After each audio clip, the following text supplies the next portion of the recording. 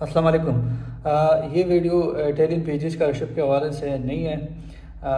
अगरचे Italian pages scholarship में बहुत सारी यूनिवर्सिटीज़ ने जो है ना अपनी पीएचडी एडमिशन अनाउंस किया, मैं उसके ऊपर वीडियो बनाऊंगा। लेकिन ये जो वीडियो है ये मास्टर वालों के लिए है, क्योंकि बहुत सारे स्टूडेंट्स कमेंट्स करते हैं कि आप मास्टर वालों के लिए क्यों कंटेंट जो है ना नहीं बनाते, पोस्ट नहीं करते। कुछ स्टूडेंट तो इस तरह कमेंट करते हैं कि क्या मास्टर वालों के साथ दुश्मनी है क्या। तो ये बहुत ज़बरदस्त अपॉर्चुनिटी है मास्टर वालों के लिए। और ये जो स्कॉलरशिप है ये मलेशियन गवर्नमेंट स्कॉलरशिप है मास्टर वालों के लिए। तो मैं थोड़ा सा आप लोगों को अपनी सजेशंस इस स्कॉलरशिप के बारे में बता दूं, फिर मैं स्क्रीन पे आप लोगों के साथ डिस्कस करता हूं कि उनके रिक्वायरमेंट क्या है, स्कॉलरशिप बेनिफिट्स क्या है, आप कैसे अप्लाई करेंगे, और डेडलाइन वगैरह ये सारी चीज़ें, वैल्यूएशन क्राइटेरिया, सारी चीज़ें मैं स्क्रीन पे आप लोगों के साथ डिस्कस करूँगा। लेकिन थोड़ा सा आप लोगों को इसके अपनी जो मेरी इंसाइट है, मेरी ऑब्जर्वेशन है स्कॉलरशिप के हवाले से, वो थोड़ा सा आप लोगों के साथ डिस्कस करूँ। तो ये बहुत ज़बरदस्त स्कॉलरशिप है क्योंकि इसके स्टेप फंड बड़ी अच्छी है। और मलेशियन गवर्नमेंट स्कॉलरशिप है। मलेशिया जो है ना एक डेवलपिंग अच्छा एक स्टेपिंग स्टोन आपके लिए हो सकता है। तो मेरे सजेशन ये है कि जो और ये जो स्कॉलरशिप है ये फिट है लो प्रोफाइल स्टूडेंट के लिए भी फिट है, एवरेज प्रोफाइल स्टूडेंट के लिए भी फिट है, और इवन हाई प्रोफाइल स्टूडेंट के लिए भी फिट है। और उसके रीज़न ये है कि अगर किसी को लगता है कि उसका स्कॉलरशिप जो है ना अगले एक साल में वो अपनी एक डिज़ायर्ड जगह पे प्लेस नहीं हो सकता, मतलब किसी का जो टारगेट है, हो सकता है किसी का कनाडा टारगेट हो, यूके टारगेट हो, यूरोप टारगेट हो। अगर उनको लगता है कि अगले एक साल में वो जो है ना वो उस जगह पे नहीं पहुंच सकता, तो मैं उसको सजेस्ट करूंगा, बेशक वो हाई प्रोफाइल स्टूडेंट हो, तो मैं उसको सजेस्ट करूंगा कि वो स्कॉलरशिप के लिए अप्लाई करें, फ़िलहाल इसका फ़ायदा लें। और अगर आप जल्दी में हैं पाकिस्तान से निकलने में, या किसी भी कंट्री से कहीं कहीं से भी निकलने में आपको जल्दी है, तो मैं सजेस्ट करूंगा कि फ़िलहाल इसका फ़ायदा लें, क्योंकि ये इसी साल शुरू होना है। और वो आपके लिए एक मलेशिया को as a stepping stone use करें।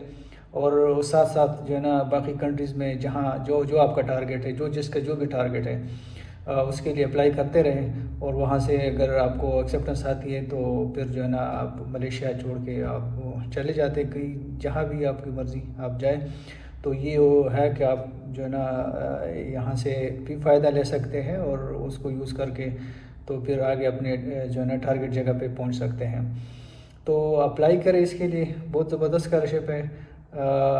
या लो प्रोफाइल स्टूडेंट भी तो ज़रूर अप्लाई करें, एवरेज भी करें, और हाई प्रोफाइल स्टूडेंट भी अप्लाई करें। जो मैंने आप लोगों को रीज़न बताई उसको यूज़ करके तो जो है ना बहुत मज़े का है। इसके स्टेपन बड़ी अच्छी है, मैं अभी आपको स्क्रीन पे दिखाता हूँ कि क्या क्या है इसका। अच्छा जी, तो ये साइट है Malaysian technical cooperation programme, ministry of foreign affairs, screen पे आप देख सकते हैं। तो इस स्कॉलरशिप का जो डोनर है, जहाँ से आपकी स्टेपंड आएगी, जहाँ से आपकी पूरे स्कॉलरशिप की फाइनेंसिंग होगी, वो मिनिस्ट्री ऑफ फॉरेन अफेयर्स है, मलेशियन गवर्नमेंट का ये स्कॉलरशिप है। तो ये उसका वेबसाइट है, जहाँ पे पूरी स्कॉलरशिप के बारे में पूरी सब के सब पूरी इन्फॉर्मेशन जो है ना इस वेबसाइट पे अवेलेबल है। मैं कोशिश करूँगा कि अपनी इंसाइट और ऑब्जर्वेशन आप लोगों के साथ डिस्कस करूँ। इसका जो डेडलाइन है वो 12 मई से, अभी अभी रिसेंटली ये जो है ना ओपन हो गए। 12 मई से लेकर 13 जून तक, तो ऑलमोस्ट पूरा एक महीना है आप लोगों के पास। और इसकी कोई मुश्किल जो है ना वो एप्लीकेशन नहीं है, बड़े आसान सी एप्लीकेशन है। अभी मैं आप लोगों के साथ डिस्कस करता हूँ यहाँ पे जो जो भी इंफॉर्मेशन उन्होंने दी है, ठीक है। तो एलिजिबिलिटी जनरली तो ये international student from the MTCP recipient countries में, अभी आप लोगों को लिस्ट दिखा तो कौन कौन से कंट्रीज इसके लिए एलिजिबल है। और आपका जो एज है वो 45 ईयर से जो है ना ज़्यादा ना हो। तो मास्टर स्टूडेंट का एज तो ज़्यादा से ज़्यादा 25, 28, 30, 40, 45 तो बहुत बड़ी एज है। तो आई डोंट थिंक कि कोई भी आप में से 45 का होगा, इवन मैं भी नहीं हूँ। तो बहुत पीछे हूँ इससे।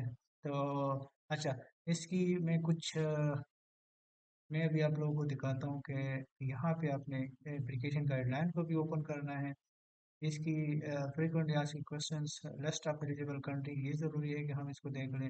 लिस्ट ऑफ यूनिवर्सिटीज़ सपोर्टेड, कौन सी यूनिवर्सिटीज़ में आपने जो है ना एडमिशन लेनी है। मेडिकल फॉर्म जो डिस्कस करना ज़रूरी है, रिकमेंडेशन लेटर, लेटर फॉर्म, ठीक है। ये सारी चीज़ें इस एप्लीकेशन का हिस्सा है, तो हम इसको डिस्कस करेंगे। एकेडमिक क्वालिफिकेशन, आपको आपकी जो बैचलर डिग्री है उसमें आपकी मिनिमम जीपीए जो है वो 3 होनी चाहिए। तो ये मिनिमम लोअर थ्रेशोल्ड है, ठीक है।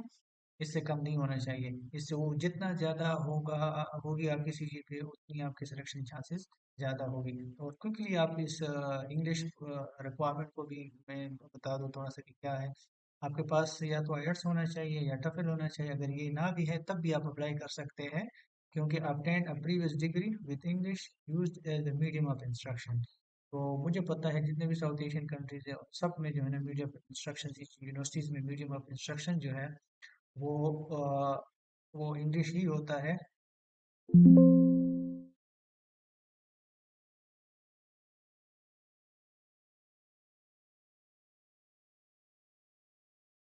तो आप जो है ना, अगर आप चूंकि almost all universities in south Asia जो है ना वो अपना प्रोग्राम, बैचलर प्रोग्राम उसका इंग्लिश में होता है, तो वहाँ से इंग्लिश प्रोफिशिएंसी सर्टिफिकेट लेके ये जो है आप या इसके लिए अप्लाई कर सकते हैं। अगर आपके पास आईएलटीएस नहीं है या टफल नहीं है, ठीक है, तो इस बेस पे भी आप अप्लाई कर सकते हैं। स्कॉलरशिप्स का tuition fees and other allowances वो 3,500 आर मलेशियन मलेशियन रिंगट जो है वो आपको देंगे पर मंथली, जो बहुत अच्छी अमाउंट है, ठीक है।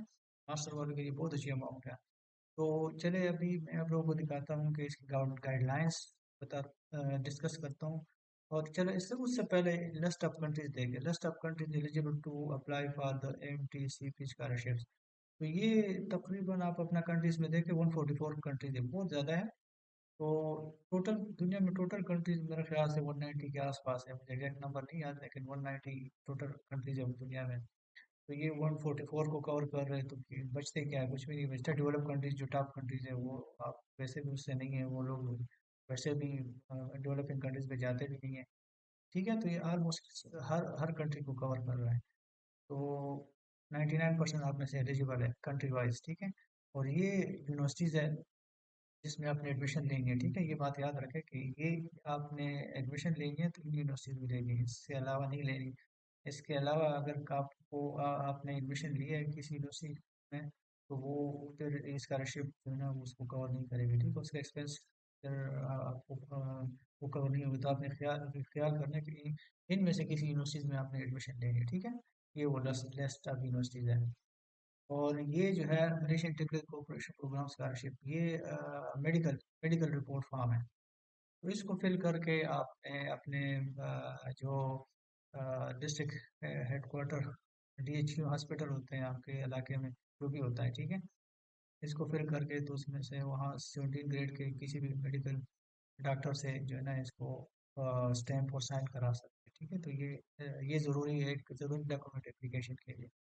इसके अलावा सबसे ज़रूरी जो जो डिस्कस करने वाली है वो है गाइडलाइन। तो गाइडलाइन में क्या है कि सिंपल आपका ये इसका डेडलाइन है, इस पे जाके आपने एप्लीकेशन पुट करनी है। और ये फुल टाइम प्रोग्राम है। एलिजिबिलिटी क्राइटेरिया को अगर हम देखें तो ये देखो नॉट मोर देन 45 ईयर्स, जो 99.9% आप में से नहीं होंगे इस एज में। बहुत बड़ा ज़्यादा एज है इसकी, ठीक है। मिनिमम जीपीए मैंने आपको पहले बताया कि इससे जितना ज़्यादा आपका सी जीपीए होगा इतने आपके सिलेक्शन चांसेस ज़्यादा होंगे, ठीक है। ये लो थ्रेशोल्ड है। और इंग्लिश प्रोफिशिएंसी का भी मैंने आपको बताया है, अगर किसी के पास टफेल आइलेट है तो वेल एंड गुड, बहुत अच्छी बात है। अगर नहीं है तो बाकी भी इसके लिए अप्लाई कर सकते हैं। सिंपल अपनी यूनिवर्सिटी से इंग्लिश प्रोफिशिएंसी सर्टिफिकेट ले लें और वो यहाँ अटैच कर सकते हैं, ठीक है।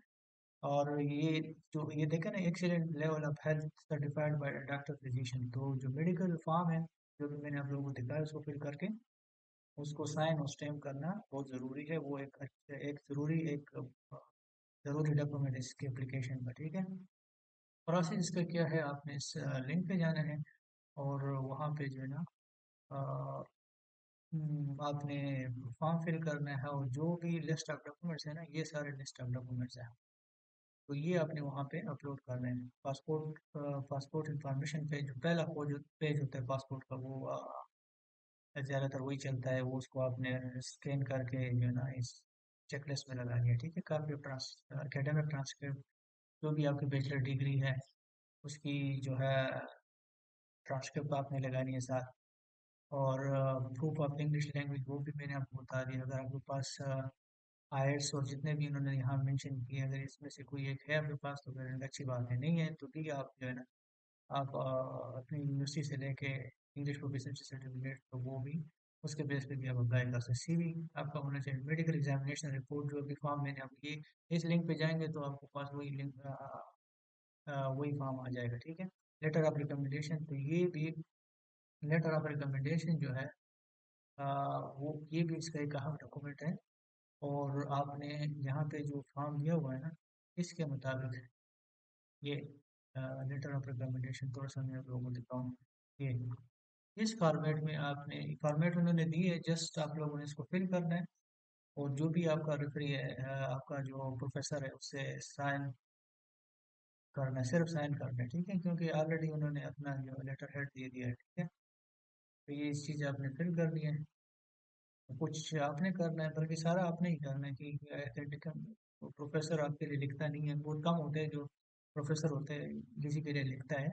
लेकिन अगर वो आपको लिख रहा है तो बड़ी अच्छी बात है, नहीं लिख रहा तो आपने खुद फिल करना है, प्रोफेसर के पास जाना है, और वो जो है ना आपके लिए साइन कर देगा, बल्कि साइन की भी जरूरत नहीं है, क्योंकि यहाँ पे उन्होंने आप यहाँ पे उसकी पूरी रेफरी की पूरी डिटेल डाल रहे हैं, तो इसका मतलब है कि ये आप उसको कंसल्ट करके डाल रहे हैं ना, इसके इससे इजाज़त लेके डाल रहे हैं, इसकी इजाज़त के बगैर तो नहीं डाल सकते ना, ठीक हो गया।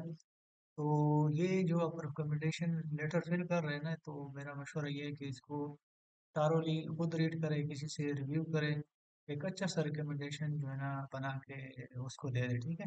सिर्फ जो है ना जान नहीं छुड़ानी है, इसको फिर सिर्फ फिल नहीं करना, बल्कि अच्छे से फिल करना है, ताकि वो आपके लिए विनिंग रिकमेंडेशन साबित हो, ठीक हो गया। इसके अलावा जो है इसमें लेटर ऑफ रिकमेंडेशन हो गया, दो चाहिए, एक नहीं दो चाहिए। लेटेस्ट एडमिशन ऑफर लेटर, ये बहुत क्रिटिकल चीज़ है। तो ये ये 1 महीने के अंदर अंदर आपको क्या है कि आप लोगों ने जो भी यूनिवर्सिटीज़ की लिस्ट दी हुई है, उसमें से वहाँ पे अप्लाई करके आप लोगों ने ऑफर लेटर निकालनी है, ठीक है। ये इस पूरे प्रोसेस का जो है क्रिटिकल एक क्रिटिकल जो चीज़ है जो आपके पास होनी चाहिए। और मुझे नहीं लग रहा कि ये इतना मुश्किल होगा मलेशिया की किसी यूनिवर्सिटी से ऑफर लेटर निकालना, लेकिन फिर भी कुछ लोगों के लिए चैलेंजिंग होगा और टाइम टेकिंग भी होता है, मुझे पता है, लेकिन ये हम लोगों ने करना है, क्योंकि ये चेक लिस्ट का हिस्सा है, एप्लीकेशन का एक अहम डॉक्यूमेंट है। तो मेरा मशवरा ये सबसे पहले इस पे काम शुरू करें। आप अप्लाई करें, उन लिस्ट पे जाके देखें कौन सी यूनिवर्सिटीज़ में एडमिशन ओपन है, जहाँ पे ओपन है तो जितनी जल्दी हो सके आप एप्लीकेशन पुट करें, और साथ साथ अपने रिलेवेंट फील्ड प्रोफेसर को ईमेल भी डालें कि मैंने जो है ना ये स्कॉलरशिप ओपन है, मैं इसके लिए अप्लाई करना चाह रहा हूँ, ये मेरा प्रोफाइल है। और अगर उसके आउटकम यूनिवर्सिटी के आउटकम लेट आ रही है तो आप कोशिश करें कि प्रोफेसर के थ्रू उसके आउटकम जल्दी निकालें और वहाँ से ऑफर लेटर निकाल दें, ठीक है। ये इसकी स्कॉलरशिप बेनिफिट्स हैं। ट्यूशन फीस, आपको कोई ट्यूशन फीस नहीं होगा, और 3,500 मलेशियन रिंगिट पर मंथ आपको दिया जाएगा, ठीक है। और one of return economy class fair ticket, ये आपको टिकट भी दे रहे हैं, तो और क्या चाहिए आपको।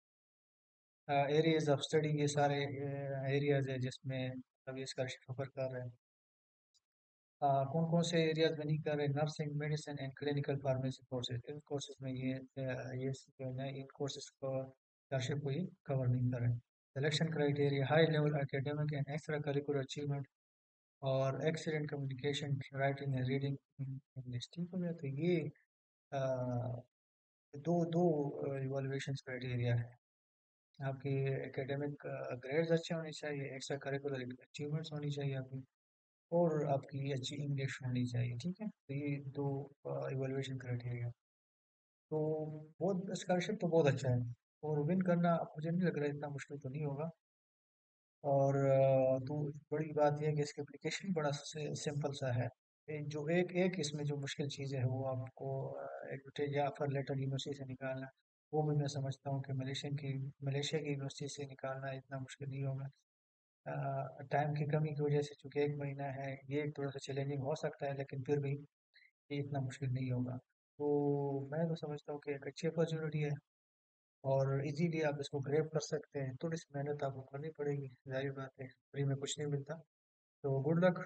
और इसमें कोई क्वेश्चन हो, कोई कंफ्यूजन हो, तो आप मुझसे पूछ सकते हैं। और मुझे भी दुआ में याद रखें। बहुत शुक्रिया। अच्छा जी, लास्टली एक लास्ट टिप जो मैं डिस्कस करना भूल गया, वो ये कि आप मैं स्टेप बाय स्टेप तो आप लोगों को नहीं दिखा सकता, क्योंकि बहुत लंबी हो जाएगी वीडियो। और आपको खुद जो है ना ये करना चाहिए, और मतलब के आना चाहिए आपको ये करना कि आपने अप्लाई कैसे करना है, स्कॉलरशिप की एप्लीकेशन कैसे पुट करनी है। इतना तो एटलीस्ट आपको आना चाहिए। नहीं आ रहा है तो बहुत सारे सोर्सेज है, बहुत सारे तरीके आप मतलब इसको सीख सकते हैं। आजकल सोशल मीडिया के ऊपर बहुत सारे मौत पड़े हुए हैं। मैं इसको स्टेप बाय स्टेप जो है ना यहाँ पे नहीं करूँगा, लेकिन थोड़ा सा इसको ज़रूर टच कर रहा हूँ, और थोड़ा सा वर्बली आपको ऐसे बता रहा हूँ कि आप लोगों ने कैसे अप्लाई करना है। सबसे पहले तो ये जो लिखा हुआ है अप्लाई स्कॉलरशिप, या दूसरे डॉक्यूमेंट में जो लिंक दिए हुए हैं उस पर क्लिक करके तो आपके पास ये रजिस्ट्रेशन वाला पेज जो है ना वो ओपन हो जाएगा। ठीक है, ये जो रजिस्ट्रेशन पेज है, यहाँ पे आ, आपने इस यहाँ से कंट्री सेलेक्ट करनी है, जिस कंट्री से भी आप अप्लाई कर रहे हैं।